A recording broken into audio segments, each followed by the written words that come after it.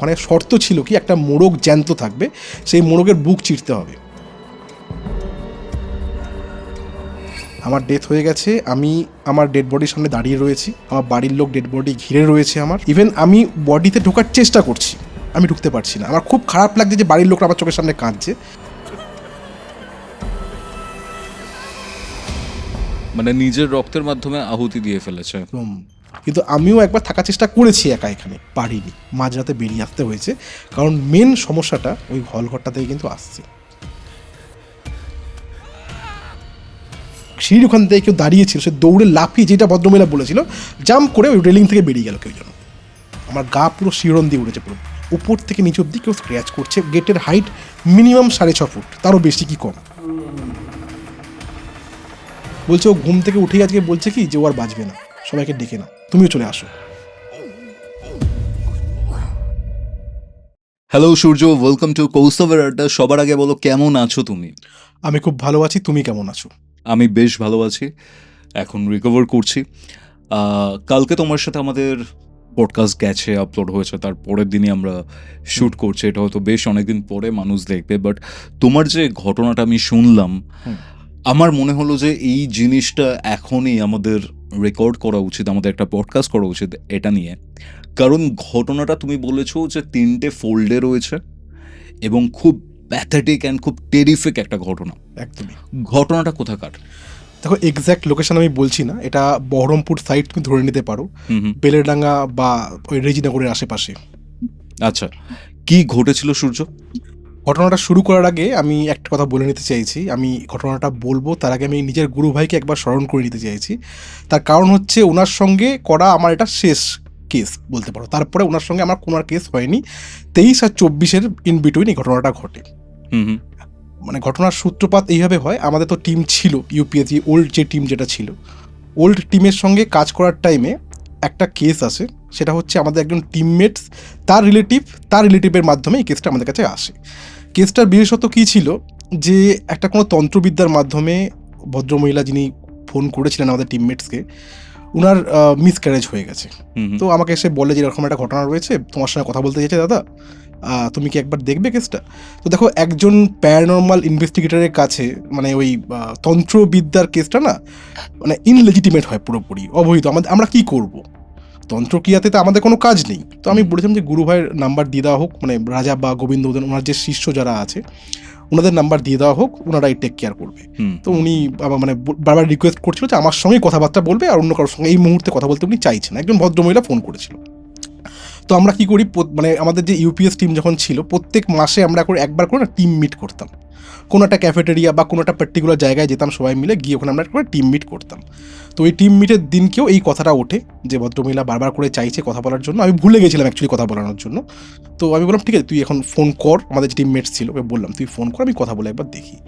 তো ভদ্রমহিলাকে ফোন করা হলো। ভদ্রমহিলা উনি ফোন ধরে খুব খুশি আমাকে পেয়ে, বলছে তখন যেরকম অনেকবার চেষ্টা করেছি আপনার কাছে, মানে আপনার সাথে কথা বলার জন্য, কথা হচ্ছিল না, কিন্তু আপনাকে একটু আসতে হবে এখানে।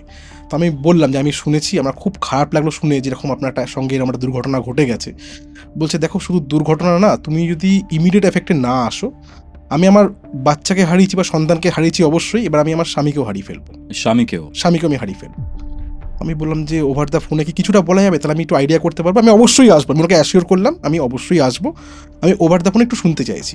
বলছে আমি যদি আপনাকে ওভার দ্য ফোনে বলি তাহলে আপনি আসবেন না, আমি জানি এটা, কারণ আমার স্বামীর দ্বারা ভুল হয়েছে একটা, সেই ভুলের মাসুল হয়তো আমরা পুরোপুরি সবাই মিলে গুনছি। তো আমি বললাম ঠিক আছে, তা আপনি আপনার বাড়ির অ্যাড্রেসটা আমার বন্ধুকে দিয়ে দিন। বলছে ও জানে, আপনি শুধু আসবেন, সব ব্যবস্থা করা আছে, আপনাকে খালি স্টেশন থেকে নেমে খালি ফোন করবেন, আমরা গিয়ে আপনাকে পিক আপ করে নেবো, কোনো অসুবিধা নেই। তো একটা আমি দিন ঠিক করলাম যে অমুক দিনে আমরা যাচ্ছি, খুব তাড়াতাড়ি আপনার বাড়িতে আমি আসবো। তো বললো ঠিক আছে আপনি আসুন। আর মানে একটা কথা খালি আমি আপনাকে বলে রাখছি যে বাড়িটাতে আমরা এই মুহূর্তে কিন্তু থাকছি না। উনি জাস্ট ফোন রাখার আগে এটা বললো। হ্যাঁ, অ্যাবান্ডন বলা যাবে না, মানে বাড়িটা থাকতো আগে, এখন এই মানে ফর দ্য টাইমিং উনি থাকছে না, কেউ থাকতে পারছে না, উনি ওনার হাজব্যান্ডকে নিয়ে নিজের বাপের বাড়িতে থাকছে। ঠিক আছে যাবো, কোনো অসুবিধা নেই। তো একটা দিন ঠিক হয়ে গেল যে আমরা রেডি হয়ে গেলাম, সব টিমমেটসের মধ্যে ব্রিফিং হয়ে গেল ওখানে যে আমরা যাবো এখানটাতে। কীভাবে যাবো না, আমি ফার্স্ট দিনকে আগে চলে যাবো, রাত্রিবেলা চলে যাবো ওখানে, আমি রাত্রিবেলাকে রেকি করবো। নেক্সট ভেরি ডে রেস্ট যে টিম মেম্বার যারা আছে, প্রথমে আমরা 2জন যাবো, আমার সঙ্গে একজন যাবে, তারপরে বাকি 3জন পরের দিনকে আসবে। আমরা রেকিটা আমরা করে নেবো, রেকির জন্য আমরা অতজনকে নিয়ে যাচ্ছি না। ঠিক হয়ে গেল দিন। এবার যেদিনকে যাওয়ার কথা সেদিনকে কি হলো, কারোর না কারোর প্রবলেম হয়ে যাচ্ছে, যতবার ডেট ঠিক হচ্ছে কারোর না কোনো অবস্ট্রাকশন হচ্ছে, যাওয়া হচ্ছে না। তো আমি ঠিক করলাম যে ওনার তো প্রবলেমটা বাড়ছে, নাহলে তো উনি এতবার করে ফোন করবেন না। তো আমি যাব, যদি কেউ না যায় এবার আমি একাই যাব, পরবর্তীকালে নেক্সট ভিডিও টিম চলে আসবে, যে কজন আসতে পারবে ম্যানেজ হয়ে যায় পুরোপুরি। Okay. এতটা হাইপার কেস নয়, আমার মনে হচ্ছিল যে এতটা হাইপার কেস নয়, একাই আমি সামলাতে পারবো, কোনো খুব একটা অসুবিধা হবে না। এবার যেদিনকে যাব ঠিক করলাম সেদিনকে তার আগের দিনকে রাত্রিবেলাতে আমি একটা স্বপ্ন দেখলাম। স্বপ্নটা এরকম ছিল যে আমার ডেথ হয়ে গেছে। আমি আমার ডেড বডির সামনে দাঁড়িয়ে রয়েছি, আমার বাড়ির লোক ডেড বডি ঘিরে রয়েছে, আমার সবাই কান্নাকাটি করছে। ইভেন আমি বডিতে ঢোকার চেষ্টা করছি, আমি ঢুকতে পারছি না। আমার খুব খারাপ লাগছে যে বাড়ির লোকরা আমার চোখের সামনে কাঁদছে। আমি তোমাকে এখনও বলছি, আমি সেই ফিলটা করতে পারছি শুয়ে, যখন আমি স্বপ্নটা দেখছিলাম যে আমাকে চুল্লির মধ্যে ঢোকানো হচ্ছে, আমার বডি পুড়ছে, আমি দাঁড়িয়ে থেকে দেখছি পুরোপুরি। প্যাথেটিক তো। আমার হঠাৎ করে চোখ খুলে গেল। হুম। চোখ খুলে আমি বুঝতে পারলাম যে আমি খুব ঘেমে গেছি, আর এটাও সঙ্গে সঙ্গে বুঝতে পারলাম যে আমার মনে হচ্ছে এটা একটা থ্রেট আসছে। আমি যতটা ইজি ভাবছি যে এই বাড়িটার কেসটা যতটা আমি মাইল্ড প্রবলেম ভাবছি, ততটা কিন্তু নয়, আমার যেটুকু মনে হচ্ছিল ওই টাইমে। কারণ এত জায়গায় আমি ইনভেস্টিগেশনে গেছি, আমি এত বাড়ির প্রবলেম সলভ করেছি, ওই ব্যারাকপুর এরকম একটা বাড়িতে আমি একা গেছিলাম, সেক্ষেত্রেও কিন্তু এরকম হয়নি যে আমি নিজের মৃত্যু আমি স্বপ্নে দেখে নিলাম। আর আমি সব জিনিস চিন্তা করে শুইও নি যে আমি মারা যাবো, এই করবো, এগুলো কেউ চিন্তা করে শুয়েও না। যে অনেকে বলে না যে চিন্তা করে শুলে সেই জিনিসটা মাথায় করে বা সাবকনসিয়াস মাইন্ডে থেকে যায়। আমি 7-5 ভাবলাম না, আমি চলে গেলাম পরের দিনকে। আমি একাই গেছিলাম। আমি যখন নামলাম দেখলাম যে উনার ভদ্রমহিলার ভাই এসছে আমাকে পিক আপ করার জন্য। তো উনার সঙ্গেই আমি গেলাম ওনার গাড়ি করে ওই ভদ্রমহিলার বাড়িতে। ভদ্রমহিলার বাড়িতে ঢুকে দেখলাম যে ভদ্রমহিলা অলরেডি রয়েছে, ভদ্রমহিলার বাবাও রয়েছেন। আর ভদ্রমহিলার বাবার সাথে একটা রটউইলার রয়েছে। ঠিক আছে? খুব ডেঞ্জারাস কুকুর হয় রটউইলার, তুমি নিশ্চয়ই শুনেছো, খুব হিংস্র হয়। মানে ওই কুকুরটা আমাকে দেখেই ফুঁসতে আরম্ভ করে দিয়েছে। মানে নতুন লোক দেখলে যেগুলো করে। তো আমাকে বললো আসুন বলে ঘরে মানে ঢোকাতে যাচ্ছি, আমি জাস্ট ঘরে পা দিয়ে ছিটকে বেরিয়ে এসেছি।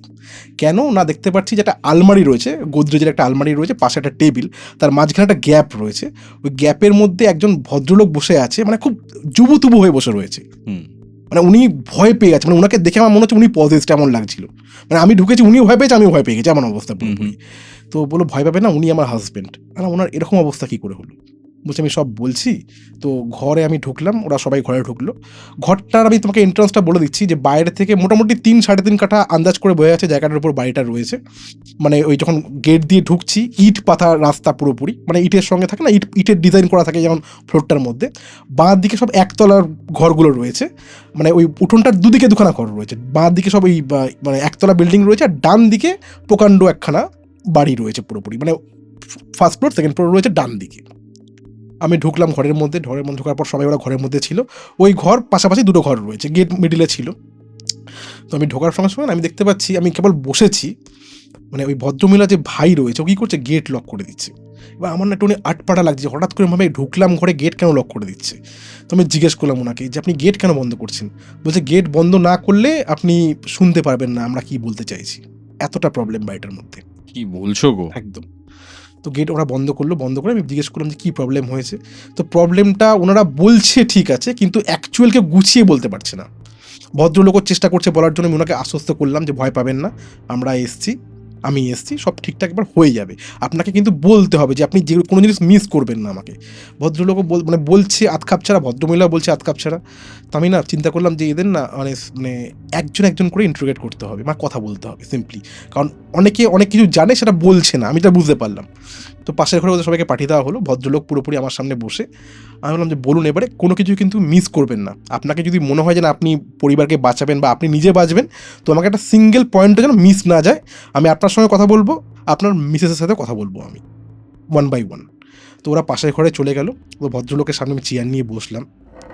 উনি একটু রিল্যাক্সড হলো, দিয়ে বলতে আরম্ভ করলো যে এরকম আমি একটা প্রাইভেট কোম্পানির সঙ্গে যুক্ত রয়েছি, আমি খুব ভালো পোস্ট থেকে ওখানে বিলংস করছি প্রাইভেট কোম্পানিতে। তো আমার একবার পোস্টিং হয় দুর্গাপুরে, উনি ওই প্রজেক্ট ম্যানেজার ওখানকার। তো ওখানে গিয়ে কি হয়, বলছে দেখুন আমি বলবো কি আপনি কিন্তু খারাপ আমাকে ভাববেন না। না আপনি নিঃসন্দেহে বলুন, কিন্তু আমাকে কোনো জায়গায় বাদ দেবেন না। তো ওখানে গিয়ে ওনার একটা মেয়ের সঙ্গে পরিচয় হয়, মানে অনেক ক্যান্ডিডেটস থাকে, তার মধ্যে একটা মেয়েকে ওর খুব ভালো লেগেছে। বিবাহিত? ভদ্রলোক তো বিবাহিত, ওই মেয়েটা আনম্যারিড ছিল। না, বিবাহিত অবস্থায় দেখা হয়েছে। তো ওই মেয়েটাকে ভালো লেগে যায়। হুম। তো মেয়েটার সঙ্গে কথাবার্তা এগোয়, কথাবার্তা বলতে বলতে বুঝতে পারে যে ওখানে কৌশিক নামে একটা ছেলে রয়েছে, যে ওই মেয়েটার খুব ক্লোজ। তো চিন্তা ভাবনা করে যে এই কৌশিক থাকলে হয়তো মেয়েটার সঙ্গে ওর কোনোদিনও সম্পর্ক গুরুতর জায়গায় এগোবে না। তো কী করে ফার্স্ট কৌশিককে ট্রান্সফার করে দেয় ওখান থেকে শিলিগুড়ি সাইডে, চলে যেতে হয় তড়িঘড়ি ওকে। এবার ও মানে ভদ্রমহিলার সঙ্গে মানে মেয়েটার সঙ্গে আরও ক্লোজ হতে আরম্ভ করে, ওনার হাজব্যান্ড যে আছে ভদ্রমহিলার সঙ্গে আরও ক্লোজ হতে আরম্ভ করে। পরবর্তীকালে কথাবার্তা বলতে বলতে জানতে পারে যে যেই মেয়েটার সঙ্গে উনি কথা বলছেন ওই মেয়েটার বাবা অলরেডি ওনার মাকে ছেড়ে দিয়েছে, মা মারাও গেছেন, ওর বাবা অলরেডি অন্য কারোর সঙ্গে বিয়ে করে এখন থাকে। আর এই মেয়েটার একটা সব থেকে মানে জীবনের দুর্ঘটনা হচ্ছে এই মেয়েটার বিয়ের দিনে বিয়ে ভেঙেছে। বিয়ের দিনে বিয়ে ভেঙেছে মানে বিয়ে আচ্ছা, ক্যান্সেল হয়েছে। আচ্ছা। কেন না পাত্রপক্ষের পরে মানে পক্ষ থেকে মানে কোনো রকম কোনো ডিসপুট ছিল বা কোনো ফ্রডেন্ট অ্যাক্টিভিটি ছিল। দ্যাটস ওয়াই মেয়েটার একটা সবচেয়ে বড় একটা কলঙ্ক বলা যেতে পারে। মেয়েটা নিজে যেভাবে বলছিল যে আমার জীবন সবচেয়ে বড় কলঙ্ক এটাই যে আমার বিয়ের দিনে বিয়ে ভেঙেছে। সব কিছু লোকজন ছিল এখানে, কিন্তু ডিসপুটটা ধরা পড়ে এক্স্যাক্টলি সিঁদুর পরানোর আগে বা বিয়ের মোমেন্টে কোনো একটা পার্টিকুলার টাইমে ধরা পড়ে, বিয়েটা ভেঙে যায়। তারপর থেকে উনি আর কোনো সম্পর্কে যায়নি। এই যে কৌশিক নামে ছেলেটা ওনার কাছে আসার চেষ্টা করছে সেটা উনি জানেন, কিন্তু উনি কোনোদিনও কৌশিককে অ্যালাউ করেনি। এটা একতরফা ভালোবাসা ছিল কৌশিকের সাথে। তো এরকম চলতে চলতে মেয়েটা আস্তে আস্তে না ওই ভদ্রলোকে ক্লোজ হতে আরম্ভ করে। স্যার, ওনার যে স্যার, তো আলটিমেট তো স্যার বস হয় ওনার, ক্লোজ হতে আরম্ভ করে। হতে হতে একদিন কী হয়, মেয়েটার শরীর খারাপ হয়েছে, মেয়েটা আসেনি। সেদিনকে পিপিটি মানে প্রেজেন্টেশনের একটা ব্যাপার ছিল। আচ্ছা। তো ভদ্রমহিলা আসেনি, মেয়েটা আসেনি।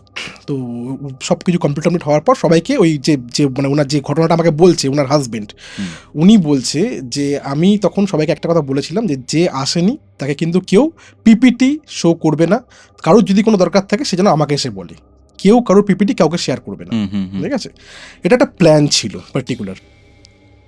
তো এবারে পরে যখন মেয়েটা সুস্থ হয়ে আসে অফিসে আবার, তো ভদ্রলোককে বলে যেরকম মানে ওই ছেলেটাকে বলে যে স্যার এরকম আমি আসতে পারিনি, আমার শরীরটা খারাপ রয়েছে, তো আমি পিপিটিটা আমি কারোর কাছে পাচ্ছি না, কেউ আমার সাথে শেয়ার করছে না। বলছে অসুবিধা নেই, আমি তোমাকে পিপিটি আলাদা করে দিয়ে দেবো। বলছে স্যার প্রজেক্ট সাবমিশন করতে হবে, দিন তো এগিয়ে আসছে। বলে তুমি কখন ফ্রি থাকো? মেয়েটাকে বলছে যে তুমি কখন ফ্রি থাকো?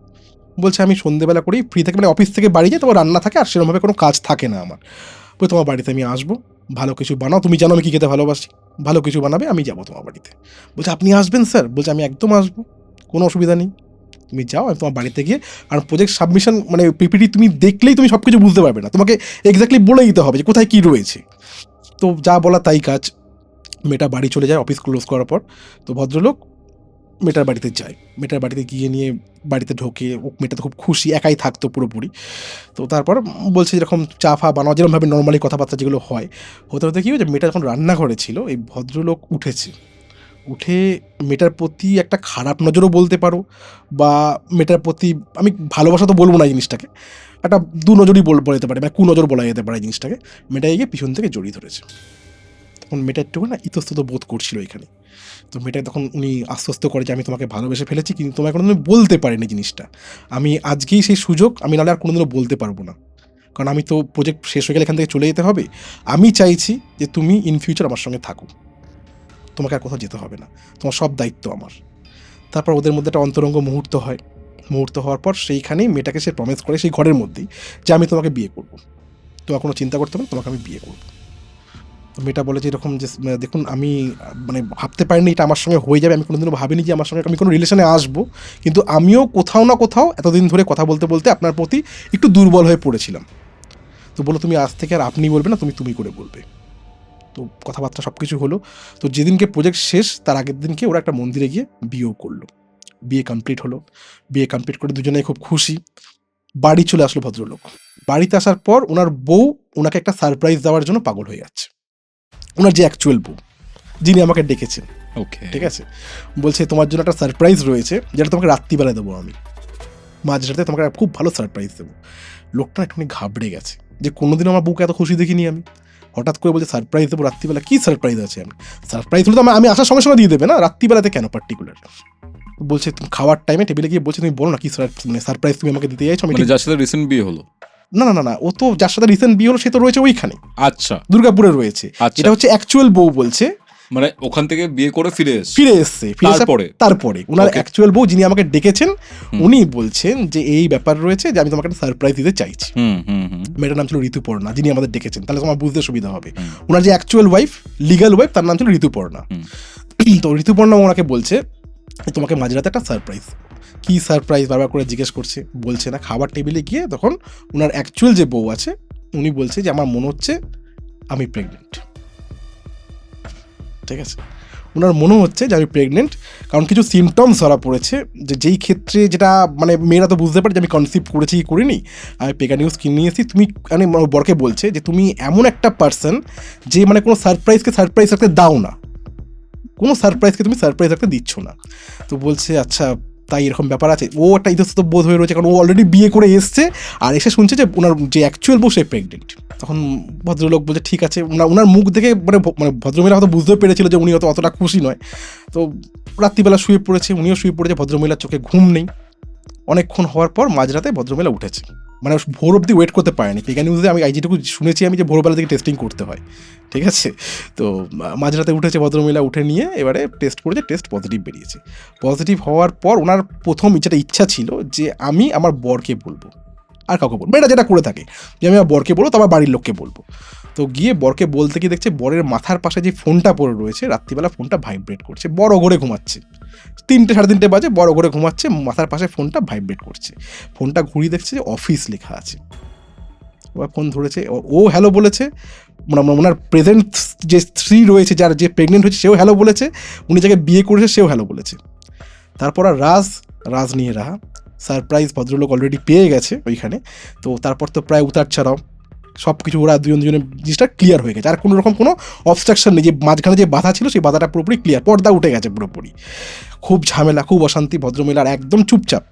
উনি সে রাতে কোনো ঝামেলা করেনি, পরের দিনকে খাবার টাবার সব কিছু বানিয়েছে। ভদ্রলোক অনেক কনভিন্সিং করার চেষ্টা করেছে, এদিকেও আগুন জ্বলছে ওদিকে আগুন জ্বলছে, মেটাবে কোন দিকটা মেটাবে, এরকম একটা সিচুয়েশন চলে এসেছে।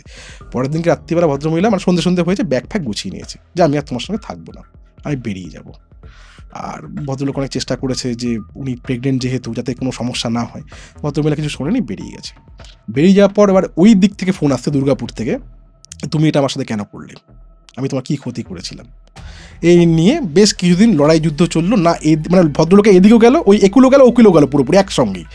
তো ভদ্রলোক নিজে বুঝতে পারছেন যে এই মুহূর্তে করবো তো করবো কি, এরকম একটা ব্যাপার। আমি ওনার সঙ্গে যেটা কথা বলে বুঝতে পারছিলাম। তো তারপর একদিন কী হয়েছে, ওই যে দুর্গাপুরে যাকে বিয়ে করে ও এসেছিল, যে মেয়েটার বিয়ের দিনে বিয়ে ভেঙেছিল, ও রাত্রিবেলাতে ফোনের পর ফোন করছে, ভিডিও কলিং করছে। ভদ্রলোক ভিডিও কলিং ধরেছে, দেখছে মেয়েটা পুরো ড্রিঙ্ক করে পুরোপুরি একদম মানে শেষ পর্যায়ে চলে গেছে। ও কি করেছে বলছে, তোমাকে এক্ষুনি রাত্রিবেলাতেই তোমাকে দুর্গাপুর আসতে হবে, তুমি যেভাবে পারো আসো, আমি জানি না তুমি কীভাবে পারবে, কিন্তু তোমাকে রাত্রিবেলাতে দুর্গাপুর আসতে হবে। মানে তুমি বাস ধরো, ট্রেন ধরো, হেলিকপ্টার ধরো, হোয়াট এভার ইট ইজ, তোমাকে রাত্রিবেলার মধ্যে আসতে হবে, তোমাকে আমি এখনই চাই, যা হওয়ার হয়ে গেছে, তোমাকে থাকতে হবে এবার আমার সাথেই, এরকম একটা ডিমান্ডিং আসে। তো ভদ্রলোক ওকে অনেক কনভিন্স করার চেষ্টা করে, বলছে এবার আমি তোমাকে দেখাচ্ছি আমি কি করতে পারি তোমাকে। তো ভদ্রমহিলা ফোনটাকে ভিডিও কলিংয়ের মধ্যে সেট করেছে বিছানার মধ্যে, আর বিছানার ঠিক মানে বিছানা তার পাশে একটা গ্যাপ, তারপরে একটা ওই বলে দিল যেটা একটা মানে ওই দাঁড়ানোর জায়গা থাকে, ওখানে দাঁড়িয়েছে, আর ফ্যানের মধ্যে না ওই কাপড় দিয়ে গলায় লাগিয়ে দিয়েছে। বলছে তুমি আসবে কি আসবে না বলো, না কিন্তু আমি এখনই ঝুলে যাবো। তখন ভদ্রলোক বলছে তুমি নেশা করে আছো, আমি আসবো, তুমি কিন্তু এই জিনিসটা করো না, তুমি ভুল করছো। বলছে তুমি প্রমিস করো যে তুমি আসবে, তাহলেই আমি কিন্তু নামবো এখান থেকে। বলছে আমি আসছি, আমাকে একটু সময় দাও, বললেই তো আসা যায় না, ট্রেন বুকিং করতে হয়, অনেক কিছু করতে হয়। বলছে তুমি গাড়ি নাও, যেখান থেকে পারো তুমি আসবে আজকে। বলছে ঠিক আছে আমি আসছি, আমি তোমার সাথেই থাকবো, তুমি এগুলো করো না, ওটা গলা থেকে নামাও। বলছে তুমি যদি এটা মিথ্যে বলো আমি কিন্তু আবার রিঅ্যাটেম্প করবো, মেয়েটা বলছে ওখান থেকে, তুমি যদি মিথ্যে বলো আমি কিন্তু আবার রিঅ্যাটেম্প করবো। বলছে আমি মিথ্যে বলছি না, আমি তোমার কাছেই আসছি, আমি কোথাও যাবো না, তোমার সাথেই থাকবো আমি।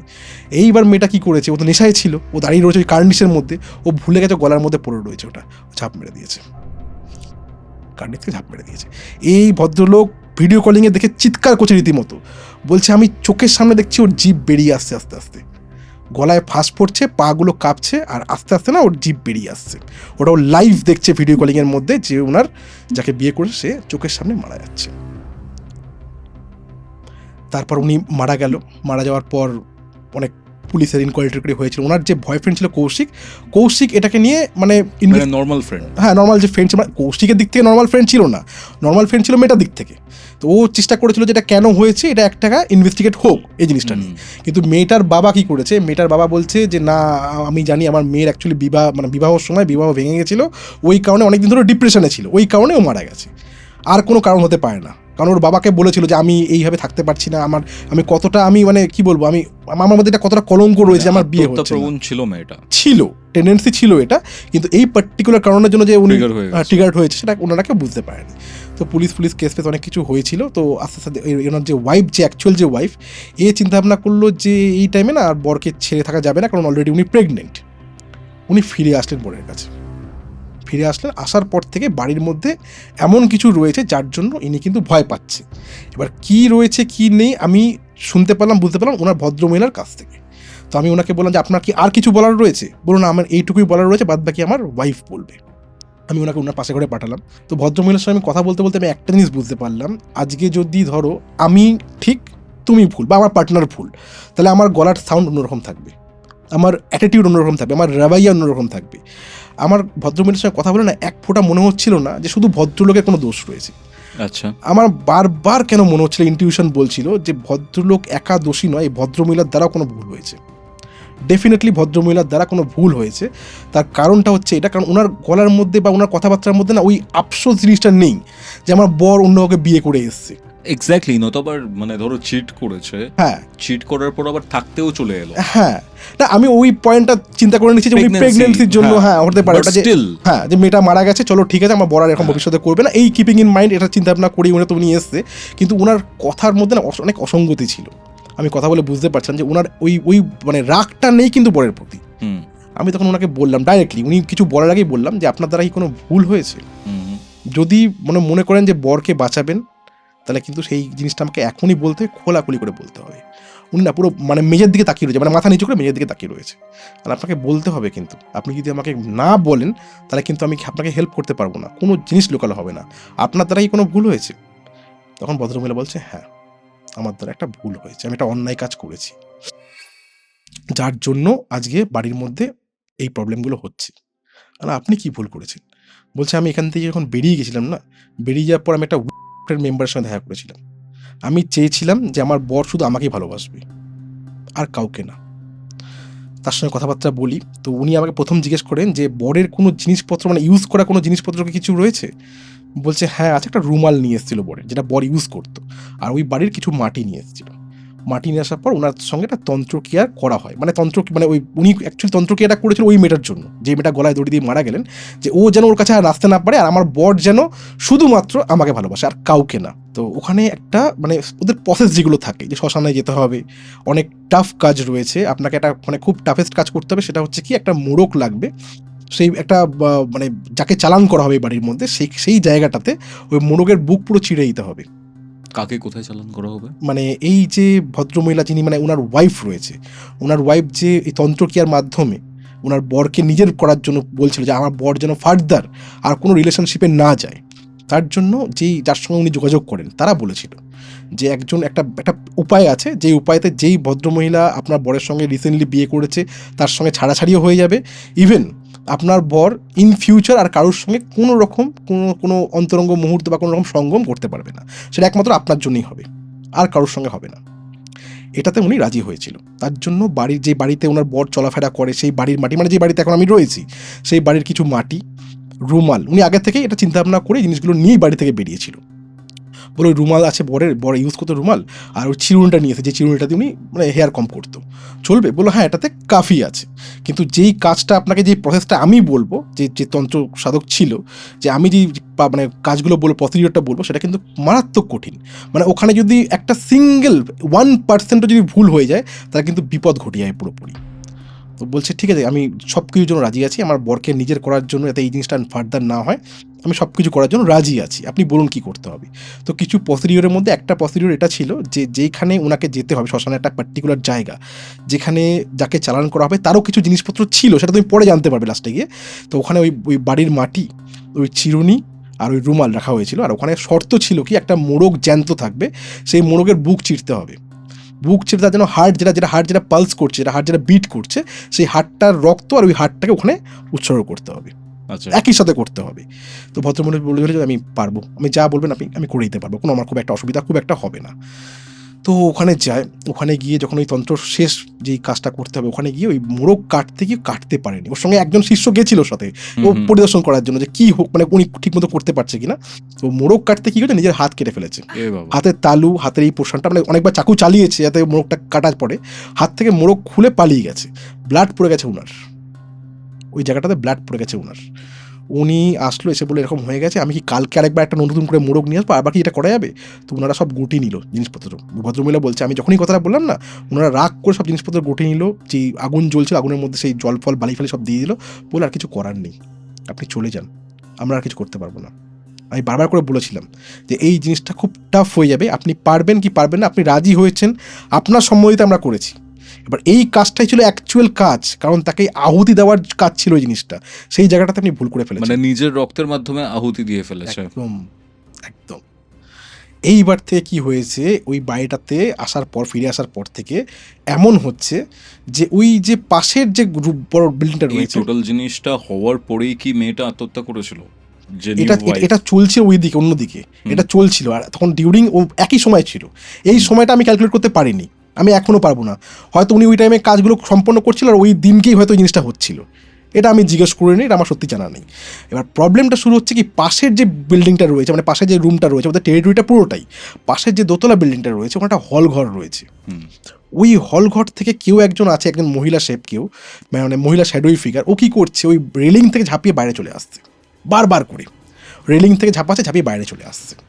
ইভেন এমনও হচ্ছে যে ওই দুখানা মানে সিঁড়ি দিয়ে ওঠার আগে দুদিকে দুটো ঘর রয়েছে, হলঘরটা মাঝখান দিয়ে সিঁড়িটা, তার পাশে বাথরুম রয়েছে, ওই দুই দিকে একজনকে শ্যাডোই ফিগার দেখা যাচ্ছে যে রীতিমতো মানে ফেরোসিয়াস হয়ে ঘুরছে বাড়ির মধ্যে ওদের হিসাবে। তো এইরকম কথাবার্তা চলতে চলতে কী হয়েছে, ওনার বাবার হাত থেকে, মানে ঘরে অলরেডি সবাই চলে এসেছিল, বাবার হাত থেকে কুকুরটা ওই চেন ছিঁড়ে দৌড়ে বেরিয়ে যায়, এবং সিঁড়ি দিয়ে উপর দিয়ে ওঠে, মানে ওই ঘরটাতে উপর দিয়ে ওঠে। সবাই জিজ্ঞেস করছে কেন এইভাবে দৌড়ে গেল। তো ওর যে মানে ভদ্রলোকের যে শালা ছিল, যে মানে ভদ্রমহিলার ভাই, ও বলছে ইঁদুর দেখেছে, ওই জন্য দৌড়ে গেছে। আমরা সবাই বাইরে বেরিয়ে এসেছি, ওই বিল্ডিংটা অন্ধকারই ছিল, নিচের পোর্শনটা, উপরের দিকে আলো ফালো সব চলছিল, নিচের পোর্শনটা অন্ধকারই ছিল। তো আমরা দেখতে পাচ্ছি যে কুকুরটা উপরে গেল, গিয়ে নিয়ে না ওই ঠিক সিঁড়ি যেখানে রেস্ট জায়গা থাকে, মানে সিঁড়ি থেকে নেমে যেখানে দাঁড়ানোর থাকে, ওইখানে দাঁড়িয়ে না বাইরে দেখছে একবার, উপর দিকে দেখছে একবার, আমরা দেখতে পাচ্ছি কিন্তু স্পষ্ট জিনিসটাকে। তো ওর শালাকে বলছে, ওর মেয়েটার বাবা, মানে ভদ্রমহিলার বাবা বলছে কি ওকে নিয়ে চলে আয়, ওকে, ওনার রুকু নাম ছিল বা সামথিং কিছু একটা ছিল, বা রুকুকে নিয়ে চলে আয় ওখান থেকে। ও নিয়ে আসতে যাবে, কুকুরটা ফেরোসিয়াসলি দৌড়ে না আমার দিকে গিয়ে আসছে, মানে দেখে মনে হচ্ছে কুকুরটা আমার দিকে আসছে শুধুমাত্র অ্যাটাক করার জন্য, মানে আমার উপর ঝাঁপিয়ে পড়বে, এক্ষুনি ঝাঁপিয়ে পড়বে, রটভিলারটা। আমার তো প্রচণ্ড এখানে ভয় লেগেছে, কিন্তু একটা জিনিস দেখলাম, ও কী করলো, আমাকে ক্রস করে বেরিয়ে গিয়ে না ওই যে ঘরে আমরা বসেছিলাম সেই ঘরে ঢুকে গেল, ঢুকে গিয়ে কোনার দিকে বসে কুই করতে আরম্ভ করলো। মানে ও এমন কিছু দেখেছে যে ও আমাকে অ্যাটাক করতে আসেনি, ও নিজে ভয় পেয়ে এসছে ওখান থেকে। আচ্ছা আচ্ছা। এমন কিছু দেখেছে যে ও ভয় পেয়ে ওখান থেকে চলে এসছে। তো এইগুলো হওয়ার পর না আমার মন একবারও বলছিল না যে এই ঘরটাতে আমি একা থাকবো, একবারের জন্য বলছিল না। কারণ আমি যেটুকু সাহস নিয়ে এসেছিলাম, যেটুকু আমি শুনলাম, যে এই বাড়ির মধ্যে একজন শ্যাডোই ফিগার দেখা যাচ্ছে, একটা শ্যাডোই ফিগার দেখা যাচ্ছে যে ওই উপরের হল ঘরটাকে পুরোপুরি কবজা করে রেখে দিয়েছে, আর সে কী করছে, ওই রেলিং বেয়ে নেমে যাচ্ছে নিচে, বা রেলিং থেকে ঝাঁপ মেরে দিচ্ছে, এরকম একটা কিছু ঘটনা ঘটছে। তো কন্টিনিউয়াসলি এই জিনিসগুলো মানে শোনার পর না আমার সাহস হচ্ছিল না যে ঘরটাতে আমি একা থাকবো। অনেক লজ্জার সঙ্গে না আমি ওনার ভাইয়ের দিয়ে তাকিয়ে বললাম যে তাহলে আমরা কি ওই বিল্ডিংটাতে থাকবো একসাথে। তো উনি বলছে যে আমি থাকতে পারবো না, ডাইরেক্টলি বলছে আমি থাকতে পারবো না, আপনি থাকুন, আপনি কি করবেন দেখুন, আপনার যদি মনে হয় যে না সমস্যা হচ্ছে তাহলে আপনি আমাদের সঙ্গেও থাকতে পারেন। এবার আমার সাথে ওনারা এসছে আমার ভরসায়, এবার আমি যদি ওখানে নার্ভ হারিয়ে ফেলি, ভয় তো প্রচণ্ড লাগছে যে কী করবো না, পরবর্তী স্টেপ কী হবে আমি বুঝতে পারছি না। আমি বললাম যে না সেটা অসুবিধা নেই, আমি থাকতে পারবো, কোনো অসুবিধা খুব একটা হবে না। তো ওনার যে বাবা ছিল, বাবা তখন প্রথমবার আমার সাথে কথা বললো, দেখো বাবা আমি এসব জিনিস মানি না, ওকে, আমি এসব জিনিস কোনো বিলিভ করতাম না, আমার মেয়ে বহুবার বলেছে আমার জামাই ভয় পাচ্ছে, বুঝতে পারছি, কিন্তু আমিও একবার থাকার চেষ্টা করেছি একা, এখানে পারিনি, মাঝরাতে বেরিয়ে আসতে হয়েছে, কারণ মেন সমস্যাটা ওই হলঘরটা থেকে কিন্তু আসছে। এই ভদ্রলোক এবং তোমার যে ঋতুপর্ণা রয়েছেন লিগ্যাল ওয়াইফ, এরা কি বাপের বাড়িতে থাকতো? বাপের বাড়িতে থাকতো, ওখানটায় যেহেতু ভয় পাচ্ছিল বলে, উনি বারবার করে ভয় পাচ্ছিল, তাই জন্য ওনাকে বাপের বাড়িতে শিফট করা হয়েছিল। আর বাপের বাড়ি আর এই বাড়িটা কাছাকাছি?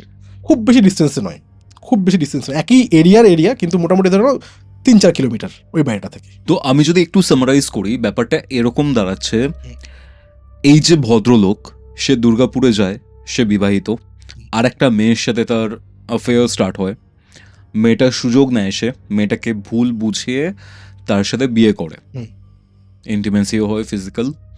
সেখান থেকে বিয়ে করে যখন সে কলকাতাতে চলে আসে প্রজেক্ট শেষ হওয়ার পরে, ফিরে এসে জানতে পারছে যে তার বউও প্রেগনেন্ট। বউ যখন প্রেগনেন্ট সেই রাতে, মানে যখন টেস্ট করা হয় অ্যান্ড অল, তার লিগ্যাল যে ওয়াইফ সে ফিরে এসে দেখে যে একটা ফোনে ভাইব্রেশন হচ্ছে, একটা মেয়ে ফোন করেছে, জানা যায় যে এটা তার সেকেন্ড ওয়াইফ। আফটার দ্যাট সে একদিন থেকে বাড়ি থেকে বেরিয়ে যায়। তার কিছুদিন পরে এই মেয়েটা অ্যাগ্রেসিভ হয়ে ওঠে, যার সাথে নতুন বিয়ে হয়েছিল, হুম। এবং সে ভয় দেখাবার জন্য গলায় দড়ি দেওয়ার কথা বলে হুম। অ্যাক্সিডেন্টালি সে মারা যায়। আত্মহত্যা করে বা মারা যায় বা একদম, অ্যাক্সিডেন্ট হয় ব্যাপারটা। হুম। ইন দ্য মিন ওয়াইল ওর যে লিগাল ওয়াইফ হুম। তান্ত্রিক আচারের মধ্যে ইনভলভ হয়ে যায়, হুম। যাতে এই মেয়েটার সাথে তার স্বামীর ডিস্টেন্স তৈরি হয় বা কোনো মেয়ের সাথে কোনো ইন্টিমেসি না আসে, হুম। এবং শ্মশানে কালো মোরগের রক্ত দিতে গিয়ে সে নিজের রক্ত উৎসর্গ করে ফেলে। একদম, একদম। এরপরে কি হলো? এরপর আমি যখন ওই বাড়িটা থেকে ওরা সবাই বেরোনোর জন্য যাচ্ছিল, ওনার যে বাবা রয়েছে উনি আমাকে বলছিল কিছু কথা, যেটা আমি কিছুক্ষণ আগে বলছিলাম যে আমি তাহলে আবার যাচ্ছি। এরপর ওনার বাবা আমাকে আগেও বলল যেরকম ওই ঘরটাতে আমি একা থাকার চেষ্টা করেছি, সামহাও আমি থাকতে পারিনি একা। ওই হল ঘরটার দিকটা না একটু প্রবলেম আছে, ওকে। আমি বুঝতে পেরেছি এটা। এটা ওনার বাবা বলল। হুম। বললো দেখো যেই ঘরে তুমি থাকবে সেটা হচ্ছে সিঁড়ি দিয়ে উঠেই বাঁ দিকে যেই ঘরটা, যেখানে যেই ঘরে লাইট জ্বলছে ওই ঘরে তুমি থাকবে। ওই ঘরে ইন্ডাকশান ওভেন রয়েছে, চায়ের ব্যবস্থা রয়েছে, তোমাকে অনেকটা রাত জাগতে হবে। তো তুমি যদি মনে করো চাটা খাবে তো ওখানে রয়েছে বাবা, তুমি খাওয়া দাওয়া করো, কিন্তু এই পোর্শনটা মানে সিঁড়ি দিয়ে উঠে দুদিকে দুখানা করিডোর চলে যাচ্ছে, হল ঘরের দিকটা না যাওয়ার চেষ্টা করো না, কিন্তু তুমি তো এসছো দেখার জন্য, আমি তোমাকে নাও করতে পারবো না। আর তুমি যদি মনে করো যে থাকবে না, তো তুমি চলো আমাদের সঙ্গে, কারণ তোমার যখন টিম পরের দিনকে আসবে, ভেরি নেক্সট ডে যখন তোমার টিম আসবে, তুমি তখন টিমের সঙ্গে চলে এসো। তো আমি বললাম যে না, আমি থাকবো, আমি দেখতে চাই অ্যাকচুয়ালি কী হচ্ছে, আমাকে একা থাকতে হবে, আমি আগে অনেক বাড়িতে থেকেছি, তো আমার খুব একটা প্রবলেম হয়নি। তো ওনারা বলে বেরিয়ে গেল। ওনারা চলে যাওয়ার পর আমি ফার্স্ট কী করলাম, আমি কিন্তু গেটের বাইরে, প্রপার্টির গেট খোলা রয়েছে, আমি ওনাদেরকে বলেছিলাম যে মূল্যবান জিনিস রয়েছে, আমি একা থাকবো, বলে সব কিছু সরিয়ে দেওয়া হয়েছে, আপনি নিশ্চিন্ত থাকতে পারেন ওখানে। আমার ভাই বললো, আমি ভেবেছিলাম যে ওনার ভাই হয়তো আমার সঙ্গে থাকবে, কিন্তু আলটিমেট আমাকে একাই থাকতে হলো ওখানে। তো আমি গেটের বাইরে, প্রপার্টির বাইরে, মানে মেন গেটের বাইরে, আমি ফার্স্টে আমার টিমকে গ্রুপ কল করলাম, কল করে পুরো ঘটনাগুলো বললাম, ব্রিফ করলাম যে কী করতে হবে, কী কী গ্যাজেটস আমরা ওখানে ইউজ করব, সেগুলো সব কিছু আমি অলরেডি ওদেরকে বলে দিলাম যে এই জিনিসগুলো আমাদের লাগবে। তো পরের দিনকে আমাদের ইনভেস্টিগেশন রয়েছে, ওরা খুব এক্সাইটেড, কারণ কেসটাকে ওদের খুব ভালো লেগেছিল শোনার পর। ওদের ফোন রাখার পর আমি গুরুভাইকে ফোন করলাম, রাজার ফোনে ফোন করলাম, গুরুভাইকে বললাম যে এই জিনিসগুলো হচ্ছে, ঠিক আছে, আর আমি কিন্তু আসার আগে একটা স্বপ্ন দেখেছি যেটা আমি কোনোবার দেখিনি।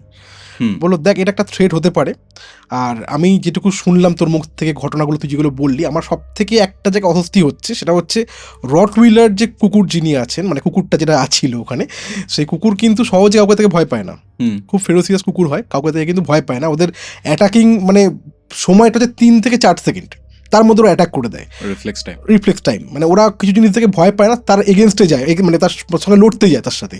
সে যখন বেরিয়ে এসে ঘরের মধ্যে ঢুকে গেছে, তার মানে কিন্তু ও এমন কিছু দেখেছে যেটা সাধারণ নয়, দেয়ার ইজ সামথিং ম্যাসিভ, একদম কিছু রয়েছে বাড়িটার মধ্যে, খুব সাবধান।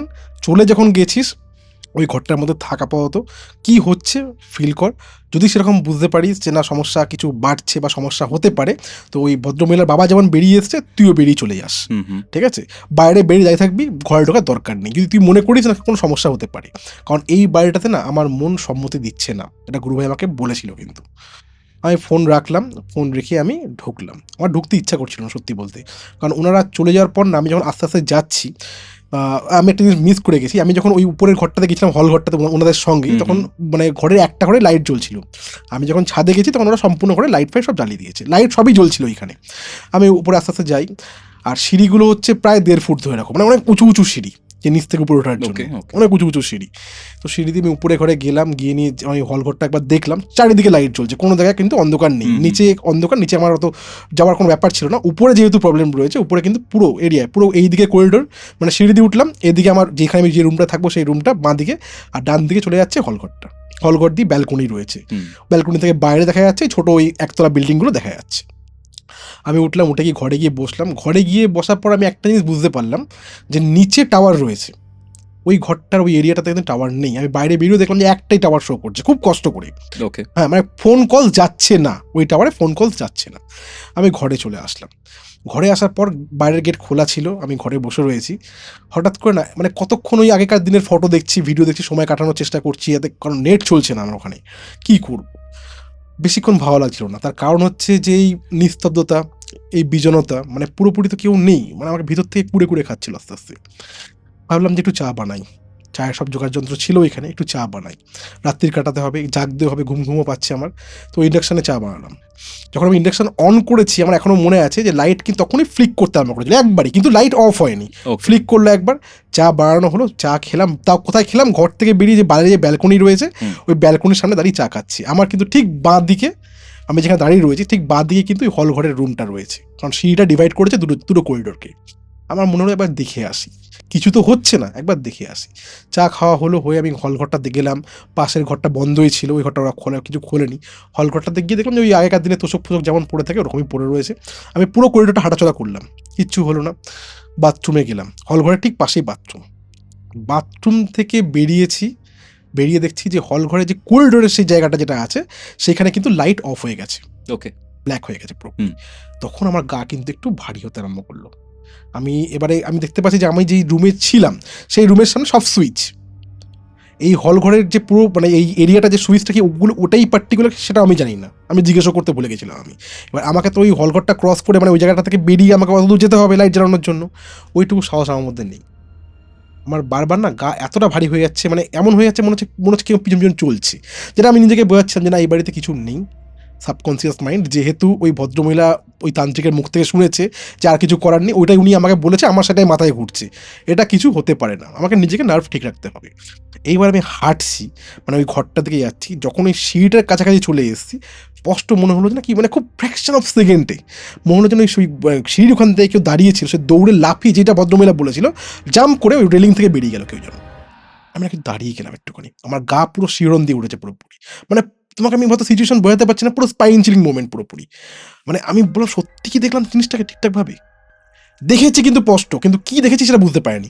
খুব তাড়াতাড়ি সে কিন্তু ওই সিঁড়ি দিয়ে জাম্প করে গেল, কিন্তু কিছু একটা জাম্প করলো, কেউ একজন ছিল যে সিঁড়ির ওখানটা দাঁড়িয়েছিল, সে দৌড়ে ওই ব্যালকনিটাকে ক্রস করে বাইরে বেরিয়ে গেল। আমি গেলাম আমার রুম অবধি গিয়ে আমি ভাবলাম যে না আর গেট খোলা রাখলে হবে না, রুমের মধ্যে যে কটা লাইট মানে সব কটা সুইচ অনই ছিল, কিন্তু লাইটগুলো কী করে অফ হলো আমি জানি না। সুইচ অফ থাকলে তুমি বুঝতে পারবে যে যে বিটটা থাকে, বিটটা নিচের দিকে থাকে, সুইচ অন হলে সব কটা উপর দিকে বিট থাকে। আমি ঘরে ঢুকে ঘরটা লক করে দিয়েছি, লক করে ঘরের মধ্যে বসেছি, বসার কিছুক্ষণের মধ্যে কী হচ্ছে যে গেটের বাইরে থেকে মনে হচ্ছে কী বলতো, কেউ ওই ধারালো কিছু দিয়ে না উপর থেকে নিচে অব্দি স্ক্র্যাচ করছে, কি বলছো? একদম উপর থেকে নিচে অব্দি কেউ স্ক্র্যাচ করছে। গেটের হাইট মিনিমাম 6.5 ফুট, তারও বেশি কি কম, অত উপর থেকে নিচে অব্দি স্ক্র্যাচ করছে, প্রপার স্ক্র্যাচ হচ্ছে একদম পুরোপুরি। এইবার ওই স্ক্র্যাচটাকে না আমি ভাবছি কি গেটটা খুলে একবার দেখবো ঠিক হবে, কারণ আমার কাছে কোনো সাপোর্ট নেই, না আমি কারোর সঙ্গে কন্ট্যাক্ট করতে পারবো, না আমি কাউকে কিছু বলতে পারবো, পুরোপুরি আমি মানে প্রিন্ট অফ সাইলেন্স। তার মধ্যে ওটা কিন্তু মাঝে মাঝে হয়ে যাচ্ছে।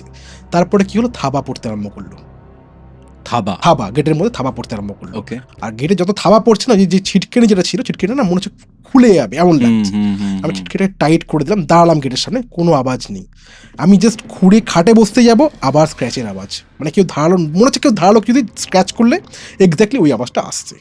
আমি খাটে এসে বসা মাত্র একটা জিনিস হলো যে আমার খুব চেস্ট পেন হতে আরম্ভ করলো, ভীষণ চেস্ট পেন হতে আরম্ভ করলো। আচ্ছা। মানে এই ঘাট থেকে চেস্ট দিয়ে প্রচণ্ড ব্যথা আরম্ভ হয়ে গেল।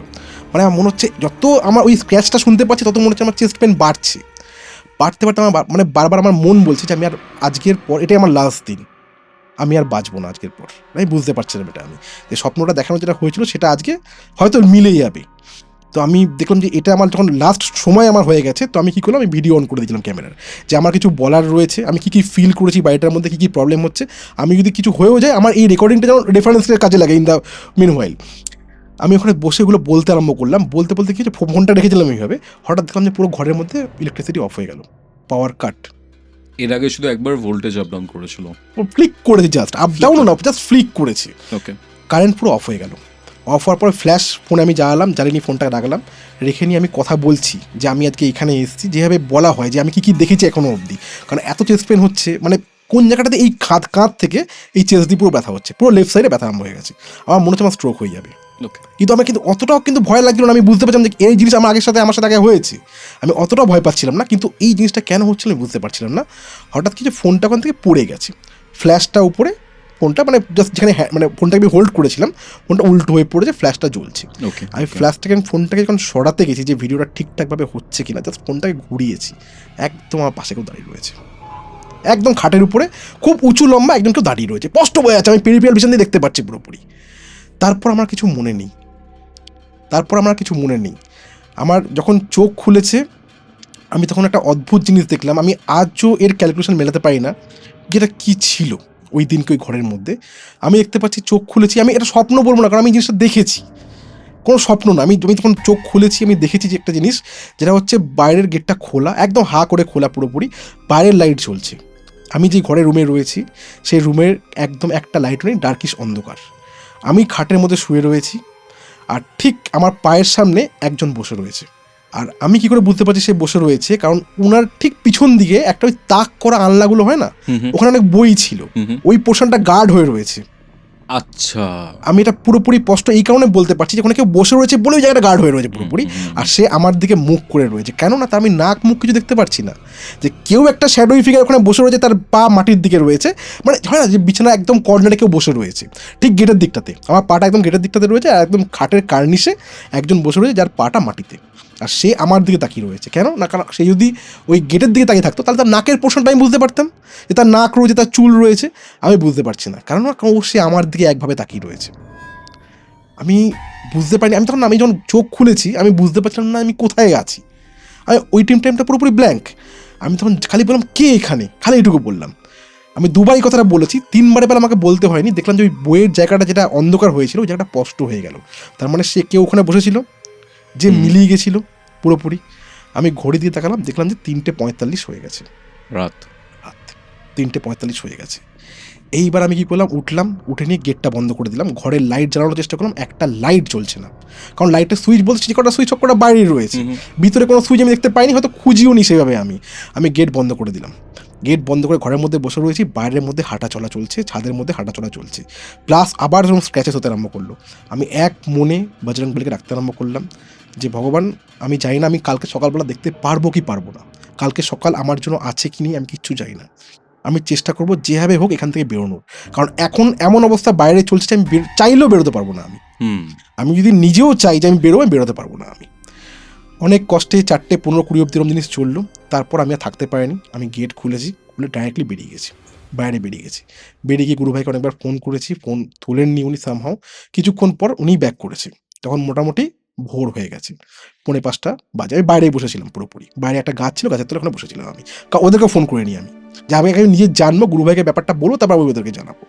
তো গুরু ভাইকে বললাম যে এই ব্যাপার রয়েছে, আর আমি ওখানে দুজন দেখতে পেয়েছি, যখন ওই ঘরের মধ্যে যে বসেছিল সে তো বসেছিল, আর একজন পাস করছিল গেটের বাইরে থেকে, মানে ওই বাড়িতে কনফার্ম হয়েছে যে একটা না দুটো এন্টিটি রয়েছে। আমি গুরু ভাইকে ফোন করলাম, উনি ঘুমের চোখে ফোন ধরলেন আমার, আমি পুরো বিষয়টা বললাম, উনি নড়ে চড়ে বসলে আমি বুঝতে পারলাম, কারণ উনি বলছে হ্যাঁ তারপর মানে ওনার মধ্যে একটা এক্সাইটমেন্ট বাড়ছে, তারপর কী হলো আমাকে জিজ্ঞেস করছে। আমি পুরো বিষয়টা ওনাকে বললাম, উনি পুরোটা শুনলো। আমি বললাম যে এই বাড়িটা এতটা ম্যাসিভ একটা বাড়ি, এতটা রেড অ্যালার্ট একটা বাড়ি, যে এই বাড়ির মধ্যে দুটো এন্টিটি রয়েছে। উনি পুরোটা শুনে আমাকে একটা কথা বললো, যে আজকে তুই যে আমাকে ফোনে কথা বলছিস, তুই যে এই বাইরে বেরিয়ে আসতে পেরেছিস, তোর কপাল ভালো, ওই বাড়িটাতে দুটো এন্টিটি রয়েছে, যদি একটা এন্টিটি থাকতো না তুই আজকে বেঁচে ফিরতিস না। আমার কথাটা না অবাক লাগলো, কেন? আমি জিজ্ঞেস করলাম কেন? বলছে আমি যেদিনকে যাবো সেদিনকে তোকে বুঝিয়ে দেবো যে কেন, এর কারণটা কী আছে, এখন বললে তুই বুঝতে পারবি না। তো তুই ইনভেস্টিগেশন করে তার কোনো লাভ নেই, তুই তো বুঝে গেছিস বাড়িটার মধ্যে সমস্যা রয়েছে, আর ইনভেস্টিগেশন করে কী হবে? তুই তো নিজের চাক্ষুষ, তুই নিজে প্রমাণিত যে তুই কিছু দেখেছিস বাড়িটার মধ্যে, তাহলে আর ইনভেস্টিগেশন করে কী হবে? টিমকে না করে দে, আসতে হবে না, টিমকে না করে দে, আমি তড়িঘড়ি এখান থেকে বেরোচ্ছি, আমি বুঝতে পারছি ইমিডিয়েট এফেক্টে আমাকে ওখানে যেতে হবে, তাহলে তুই বাড়ি আসতে পারবি না, এটা হতে পারে তুই ফিরতে পারবি না, আমার সাথে তুই ফিরবি। আমি বললাম তাহলে এখন নেক্সট আমি কী করবো? বলছি সবার প্রথমে ওই যে বাড়িটা থেকে তোকে ডাক করেছে ওদের বাড়িতে যা, ওদের বাড়িতে গিয়ে যেই ভদ্রমহিলা তন্ত্রক্রিয়া করেছে, আমার একটা সন্দেহ হচ্ছে, গুরুভাই বলছে আমার একটা সন্দেহ হচ্ছে, আমি সেটা পরে তোকে বলবো, যে ভদ্রমহিলা তন্ত্রক্রিয়া করেছে কাকে চালান করা হয়েছে, সে কীভাবে মারা গেছে, সে মৃত্যুর আগে কেমন ছিল, আর মৃত্যুর দিন তার সাথে কী হয়েছিল, এই 4টে প্রশ্নের অ্যান্সার কিন্তু আমার লাগবে, তুই যেভাবে হোক জিজ্ঞেস কর। আরাম দেখুন কাকে চালান করেছে ওটা তো ভদ্রমহিলা জানেন না, যার মাধ্যমে করেছে সে হয়তো জানতে পারে, তো সে কি ডিটেলসে বলে চেষ্টা একবার করে দেখ, নাহলে এই কাজটা করা আমাদের কাছে একটু টাফেস্ট হয়ে যাবে। ওনাদের মানে অ্যাকচুয়াল দেখো দুজন মারা গেছে, উনি যাকে মিথ্যে বলে বিয়ে করেছিল তার মোটিভ আমরা বুঝতে পারছি, কিন্তু যাকে চালান করা হয়েছে তার কি মোটিভ ছিল, সে জীবৎকালে কেমন ছিল সে জীবৎকালে কেমন ছিল, সে কি নিয়ে মনে নিয়ে মারা গেছে, তার মৃত্যু কীভাবে হয়েছে, এটা জানা আমাদের জন্য ওই টাইমে খুব দরকার ছিল। আমি গেলাম, ওনারাও খুব একটা ঘুমাতে পারেনি সারা রাত। আমি ওনাদেরকে ফোন করলাম, ওই ভদ্রলোক আসলো, মানে ওনার ভাই আসলো, আমি তো রাস্তা চিনতাম না, বাড়িটা কত দূর, উনি এসে আমাকে নিয়ে গেল। নিয়ে যাওয়ার পর আমি বললাম যে এই ঘটনাগুলো হয়েছে। বলার পর ওনারা, আমি ভদ্রমহিলাকে বললাম যে আমি গুরুভাইকে ফোন করেছিলাম, গুরুভাই আমাকে কিন্তু এই ইনস্ট্রাকশনটা দিল, এই জিনিসগুলো লাগবেই। বলছে এটা তো উনি মনে হয় না বলবে, কিন্তু উনার সাথে যে আমাকে পরিচয় করিয়েছিল তাকে দিয়ে আমি এটা করাতে পারি। তাই করুন। ওনাকে ডাকা হলো, যে যে পরিচয় করিয়েছিল, তো বললো দেখুন আমি ভালো করে একটা জিনিসটা বলতে পারবো না, যার বাড়ি মানে যে যাকে চালান করা হয়েছে আমি জানি সেটা কে, সে আরও ভালো করে বলতে পারে, আমার একজন বন্ধু রয়েছে, সে ওই পাড়াতেই থাকে। ঠিক আছে, তাহলে তাই ব্যবস্থা করা হোক।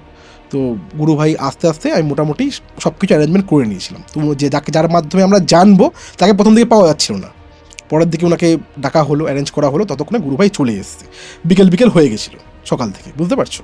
তো ওনাকে জিজ্ঞেস করা হলো যে যার মাধ্যমে এই জিনিসটা করা হয়েছে, যার জিনিসপত্র তুমি ওই তন্ত্রসাধককে দিয়েছিলে, মানে যাকে চালান করা হয়েছে, সে অ্যাকচুয়ালি কে ছিল, তার মৃত্যু কীভাবে হয়েছিল। তখন উনি বলছে যে ও যাকে চালান করা হয়েছে উনি ওদের পাড়ারই অ্যাকচুয়ালি মেয়ে, ওনার মৃত্যু হয়েছে রেলে কাটা পড়ে মৃত্যু হয়েছে। আর শুধু এইটুকু নয়, ওই মেয়েটা জীবৎকালে যেদিনকে মারা যাবে তার ঠিক 1 থেকে 2 দিন আগে উনি ট্রেনে করে ওনার বান্ধবীদের সঙ্গে ফিরছিল, ওনার বান্ধবীর সঙ্গে কেউ একজন অসভ্যতম করেছিল ট্রেনের মধ্যে। ও তাকে এত পিটিয়েছিল, মানে আরপিএফ পর্যন্ত আমাকে হোল্ড করতে পারছিল না, মানে ও এতটা রাগী অভিমানী ছিল মেয়েটা। ওর মৃত্যু কীভাবে হয়েছে, ওর মৃত্যুটা খুব প্যাথেটিকলি হয়েছে। সেটা হয়েছে উনি ওনার বয়ফ্রেন্ডের সঙ্গে বার্থডে সেলিব্রেশন করে বাড়ি ফিরছিল। বার্থডে সেলিব্রেশন করে বাড়ি ফেরার টাইমে কি বয়ফ্রেন্ডের সঙ্গে কোনো ঝামেলা হয়, কেন না ওখানে একটা ত্রিকোণ প্রেমের অ্যাঙ্গেল ছিল, ওখানেও ওই বয়ফ্রেন্ডের সাথে একটা ত্রিকোণ প্রেমের অ্যাঙ্গেল ছিল, যে ট্রেলে কাটা পড়ে মারা গেছে, যে কেউ হয়তো আগে উইশ করে দিয়েছে, বা পার্টিকুলার ওই ছেলেটা অতটা ডিটেলসে জানে না, কিন্তু কোনো ত্রিকোণ প্রেমের একটা ব্যাপার ছিল বলে মেয়েটা ওই বয়ফ্রেন্ডের বার্থডে ছেড়েই বয়ফ্রেন্ডের গাড়ি থেকে নেমে একদম রেল লাইন পার করে আসছিল। মিডনাইট ছিল, থ্রুটেন মেরেছে, থ্রুটেন প্রায় ধরো 2 কিলোমিটার ওকে টানতে নিয়ে গেছে, নিচের পোর্শন কিছু পাওয়া যায়নি। সব থেকে প্যাথেটিক কী হয়েছে, যে ওর এই গালের পোর্শনটা পুরো তো অবস্থা খারাপ ছিল, মাথা থেকে কাল থেকে চুলটা খুলে গেছে, ক্লিপে আটকে চুলটা মাথা থেকে খুলে গেছে, আর এই চোখটা বেরিয়ে এসেছিল, ফ্র্যাকচার হয়ে গেছে পুরোপুরি উনি। আর বডি পুরোটা পাওয়া যায়নি, হাফ অফ দ্য বডি পাওয়া গেছে। তো ওনাকে ওখান থেকে যখন ওই পোস্টমর্টম রুমে নিয়ে যায়, ওই ছেলেটা বলছে যে আমি তো ছিলাম ওইখানে, বলছে ওই বডি দেখতে দম লাগে। কেন দম লাগে, বলছে ওর মেয়েটার ডেড বডি যখন সাদা কাপড় করে ভ্যানে করে পোস্টমর্টম রুমে নিয়ে যাওয়া হচ্ছে, মর্গে নিয়ে যাওয়া হচ্ছে, ওর ওই চুলটা তো খুলে গেছিলো, চুল খুলে ঝুলছিল, ওর চুলটা কী হয়েছিল জার্কিংয়ের জন্য এই পুরো মুখের উপর চলে এসেছিলো, আর একটা চোখ ঝুলছে এখান থেকে। ওই অবস্থাকে ভ্যানে করে নিয়ে আসা হয়েছে। বলছে মেয়েটা প্রচণ্ড সেন্টিমেন্টাল, অভিমানী আর জেদি ছিল, মানে নিজের রাগ ও কন্ট্রোল করতে পারতো না, আর সেই রাগ নিয়ে ও ওখান থেকে বেরিয়েছিল, আর বয়ফ্রেন্ডের সাথে ঝামেলা করে বেরিয়েছিল। ইন দ্য মিন হয় ওর সঙ্গে ট্রেনে অ্যাক্সিডেন্ট হয়ে যায়। তো আমি বললাম যে এরকম একজন যে রিসেন্টলি হয়ে মারা গেছে, তুমি তার জিনিসপত্র নিয়ে চালান করে দিয়েছো?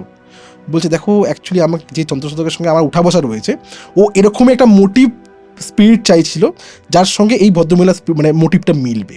এরও একটা ত্রিকোণ প্রেম অ্যাঙ্গেল ছিল, এদিকে একটা ত্রিকোণ প্রেম অ্যাঙ্গেল হয়ে গেছে পুরোপুরি। তো ওই কারণের জন্য একে ওরা সুইটেবল মনে করেছে, দ্যাটস ওয়াই একে চালান করা হয়েছে। তো গুরুভাই সব কিছু শুনলো, বুঝলো, বললো যে দেখো আমি যেটুকু শুনলাম বুঝলাম, বাড়িটাতে গেল উনি, বাড়ির মাটি নিয়ে উনি কিছুটা পর্যবেক্ষণ করলো, করে বললো দেখো এই বাড়িতে একটাই অপশান, উগ্রহোম করতে হবে। দেখো যেই রোগের জন্য যেই ট্রিটমেন্ট, জ্বর হলে প্যারাসিটামল, ম্যালেরিয়া হলে হাইড্রক্সিক্লোরোকুইন, ঠিক আছে, যেখানে যেটা প্রয়োগ করতে হবে। এবার উগ্রহোম মানে বিশাল ব্যাপার, মা বগলামুখী, ছিন্নমস্তা আর ধূমাবতীকে একসঙ্গে প্রয়োগ করতে হবে। রীতিনীতি অনেক ধরনের থাকে, অনেক লম্বা প্রসেস। একটা দিন ঠিক করা হলো, বললো এই মুহূর্তে এই বাড়িতে কেউ থাকবে না, এই বাড়িটাতে এখন এই মুহূর্তে কেউ থাকবে না। আমি একটা জিনিস ডাউট আমার হচ্ছে, আমি সেটা যজ্ঞের দিনই বলব। এবার উনি যতবার করে এই ডাউটের কথা বলছে আমার মাথায় অন্য জিনিস চলছে, সেটা আমি ওনাকে পরে ডিসকাস করেছিলাম। তো আমি গাড়িতে আস্তে আস্তে আমি বলছিলাম যে কী ডাউট চলছে, বলছে আমার কোথাও না কোথাও মনে হচ্ছে যে যেই ভদ্রমহিলা মানে ওনাকে ওই যে ভদ্রলোক বিয়ে করে এসেছিলো, যে মানে গলায় দড়ি দিয়ে আত্মহত্যা করেছিল, ওই স্পিরিটটা ভালো স্পিরিট, ওই স্পিরিটের জন্য তুই বেঁচে রয়েছিস।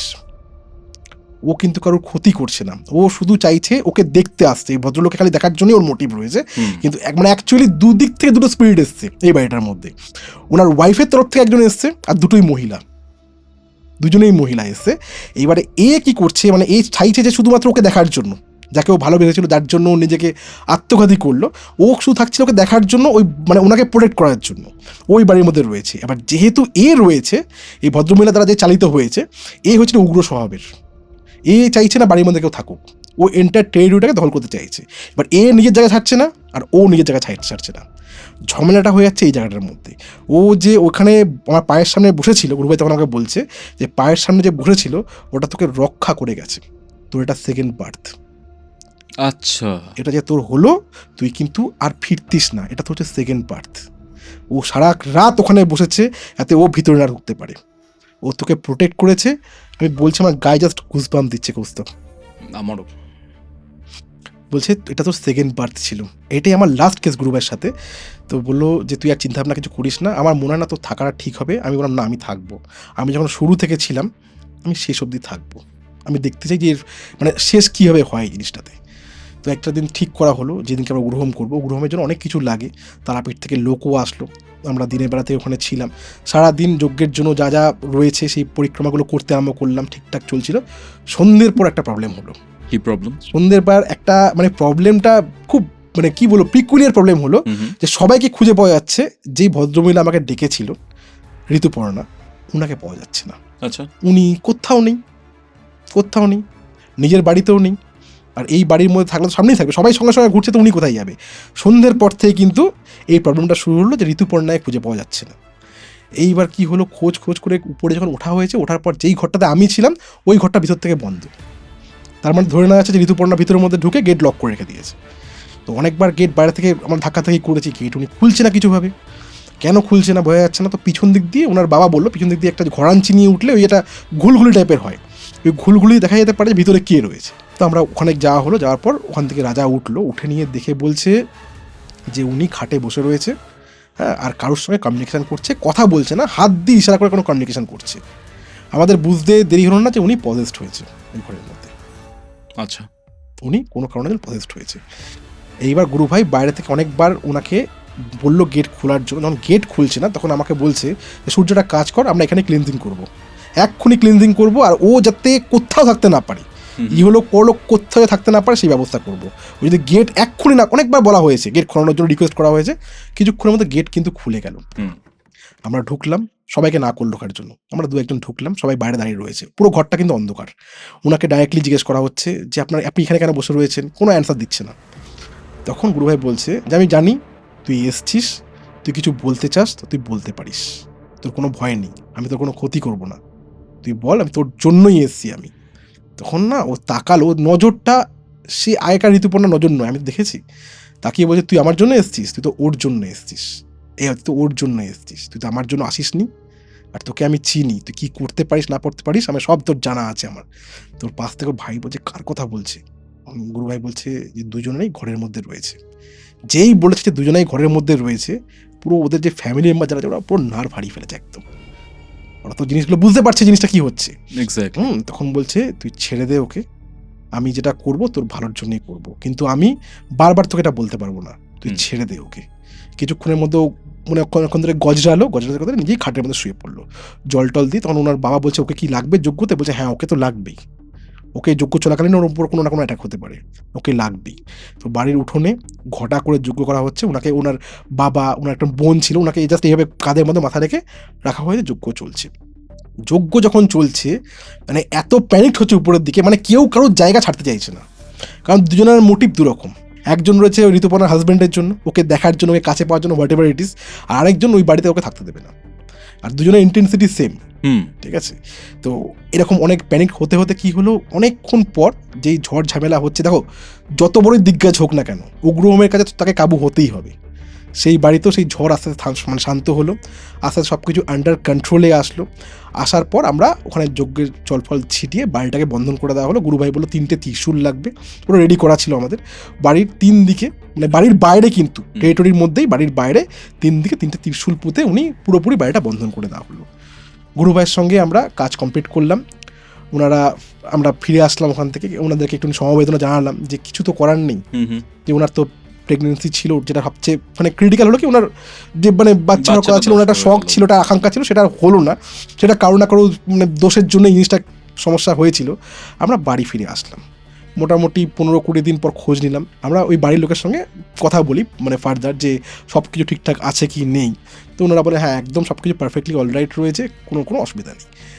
1 মাস হয়ে গেছে, 1.5 মাস কমপ্লিট, আমার মনে আছে এখনো অবধি। আবার একদিন না ওই বাড়ি থেকে ফোন আসলো। ফোন করে ভদ্রমহিলা বলছে, সকালবেলা কিন্তু একদম কটা বাজে, 9টা 9:30 বাজে ফোন করেছে, আমি অফিস বেরোচ্ছি।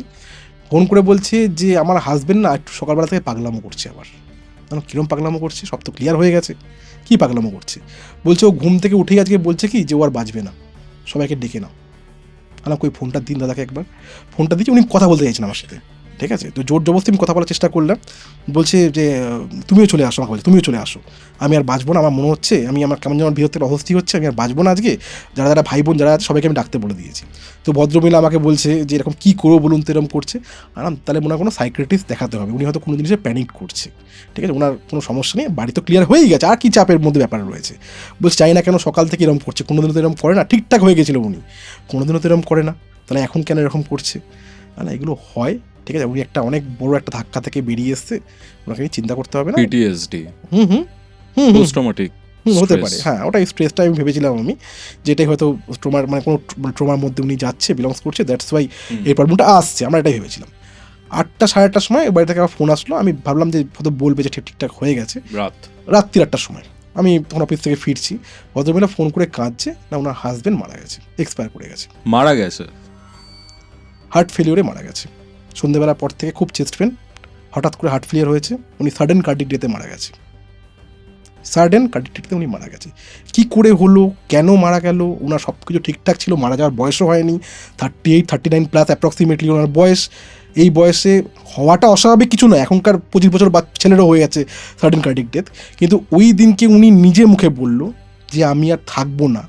তারপরেও উনি সবাইকে আমরা জিনিসটা ক্যাজুয়াল নিয়ে নিলাম যে হয়তো ওনার কোনো রকম ব্যায়ামও রয়েছে, বা উনি কোনো প্যানিক করছে, বা কোনো ট্রমাটাইজ হয়েছে, তাই জন্য এই কথাগুলো বলছে। কিন্তু তারপর উনি চলে গেল, আর আজকেই যেতে হলো। ইভেন তুমি যখন ওই রুমটাতে ছিলে তোমারও কিন্তু চেস্ট পেন হচ্ছিল। এক্স্যাক্টলি, আমি বলতেই যাচ্ছিলাম এটা। মানে সাংঘাতিক একটা ঘটনা ছিল, কিন্তু এটার কোনো কনক্লুশন সেরকম ভাবে পেলাম না। পাপ বাপকেও ছাড়ে না, ঠিক কথা। আই থিঙ্ক এটার জন্যই তিনি আর বেঁচে গিয়েও বাঁচতে পারলেন না। নয়তো এত কিছু হয়ে যাওয়ার পরে এরকম হওয়াটা খুবই আনন্যাচারাল একটা ব্যাপার। আমাদের কাছেও না এই ক্যালকুলেশনটা কখনো মেলেনি যে এই জিনিসটা হঠাৎ করে কেন হলো, সব তো ঠিক হয়ে গেছিল, তারপরও যে উনি হঠাৎ করে হয়ে মারা গেল, আর নিজের মৃত্যু উনি নিজেই প্রেডিক্ট করলো, এটা কি করে পসিবল? এটা সত্যি মানে ক্যালকুলেশন মিলছিল না। ইভেন তুমিও মানে এই ইনভেস্টিগেশনে যাওয়ার আগে নিজের মৃত্যু দেখেছিল। একদম একদম একদম। এই বাড়িটাতে এমন কিছু একটা ছিল যেটার হয়তো ক্যালকুলেশন আমি যদি আজও করি, অ্যানালাইসিস যদি আমি আজও করি, আমি হয়তো বলতে পারবো না যে অ্যাকচুয়ালি কি ছিল, কেন জিনিসটা হচ্ছিল, কিসের এত মায়া, কিসের এত টান, বা কিসের এত নেগেটিভিটি। মানে এটা আমার গ্রুপের সঙ্গে করা শেষ কেস। শেষ কেন? শেষ কেস, এরপরে ওনার সঙ্গে আমি এখনো কেসে যাইনি। তারপর উনি কামাখ্যা চলে গেছেন, এখন এই মুহূর্তে তো এখানে নেই, উনি কামাখ্যা চলে গেছে। মানে ওনার সঙ্গে আমার বহুদিন দেখাও হয়নি বলতে পারো। মানে ওনার সঙ্গে করা মানে ক্লিনজিং এর কেস হিসাবে এটাই শেষ কেস। এটা কবের কেসটা? 23-24। ওকে, মানে 23 থেকে অ্যাকচুয়াল শুরু হয়েছিল, 24-এ আমরা কমপ্লিট করেছি। এটা তো প্রায় 2-3 বছর আগের ঘটনা। বাট তো তুমি নিজেও এখন একটা কেসের সাথে যুক্ত রয়েছো, প্যারানর্মাল ইনভেস্টিগেশনের কেস। নদিয়ার সাইডের কোনো একটা জায়গা, নামটা নিচ্ছি না সঙ্গত কিছু কারণে।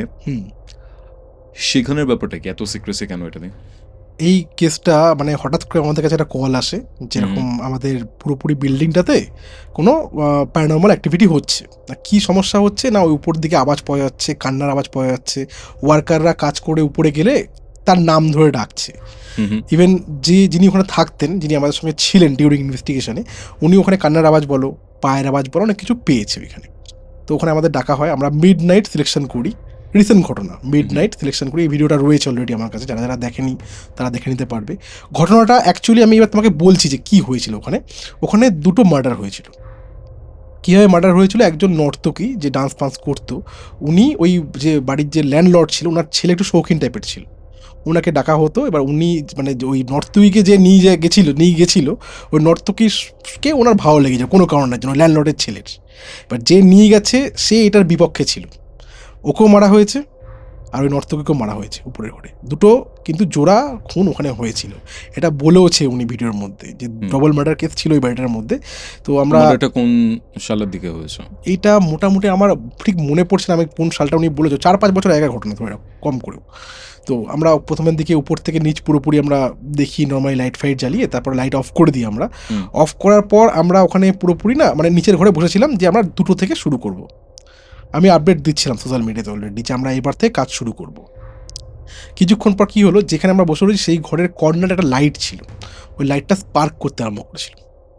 স্পার্ক, একদম স্পার্ক করছে, মানে জ্বলছে নিজে, ফ্লিক করে না যেভাবে, ওই আমি জ্বলছে নিজ যেরকম করতে আরম্ভ করেছিল। তো বললাম যে মেন সুইচ অফ করে দাও, এবার আমরা ইনভেস্টিগেট করব। আমরা অন্ধকারের মধ্যে সারা বাড়ি ঘুরছি, উপর নিচ, কোথাও কোনো সিমটমস নেই। উপরের ঘরে একটা ঘর না বারবার করে ডাউট লাগছিল আমার, কারণ আদার্স ঘরের থেকে ওই ঘরটা মানে এসির মতো ঠান্ডা, মানে কেউ এসি চালিয়ে দিলে যেমন হয় এক্স্যাক্টলি ওরকম পুরোপুরি ঠান্ডা। তো ওখানে আমরা ভাবলাম কি যে ওই লেজার গ্রিডের মাধ্যমে ইনভেস্টিগেট করব। লেজার গ্রিডের তোমাকে আমি আগেও বলেছি, যার মাধ্যমে এক্টোপ্লাজমের মাধ্যমে ধরা পড়ে ওই ডটগুলো কাটতে আরম্ভ করে। যে ওই যারা আধ্যাত্মিক জিনিসটা মানে তারা এই জিনিসটা জানে যে ওই অ্যাকচুয়াল যে ফিগারটা সেটা কিন্তু ওই গ্রিডের মাধ্যমে বোঝা যায়, যেটাকে এক্টোপ্লাজম আমরা বলে থাকি। তো যাই হোক, আমরা ওই ঘরের মধ্যে লেজার গ্রিড মেরেও দেখেছি কিছু হচ্ছে না। তখন আমি কি করলাম, সবাইকে বললাম অনেকটা দূরে চলে যেতে। ওই ঘরটা আমার প্রাইম সাসপেক্ট লাগছিল, দূরে চলে যেতে। সবাই দূরে গেল। দূরে যাওয়ার পর আমি ওখানে যখন K2 মিটার নিয়ে কমিউনিকেশন করা শুরু করলাম, অনেকক্ষণ ধরে কমিউনিকেশন করছি, কিচ্ছু হচ্ছে না। আমি তখন বাধ্য হয়ে প্রভোগ করতে আরম্ভ করলাম, চ্যালেঞ্জ করলাম যে আপনারা, আমি জানেন যে আপনারা এখানে রয়েছেন, যদি আপনারা এখানে থেকে থাকেন আপনি আমাকে সাড়া দেবেন, আর আমি আপনাকে চ্যালেঞ্জ করছি যে আপনি এটা করতে পারবেন না।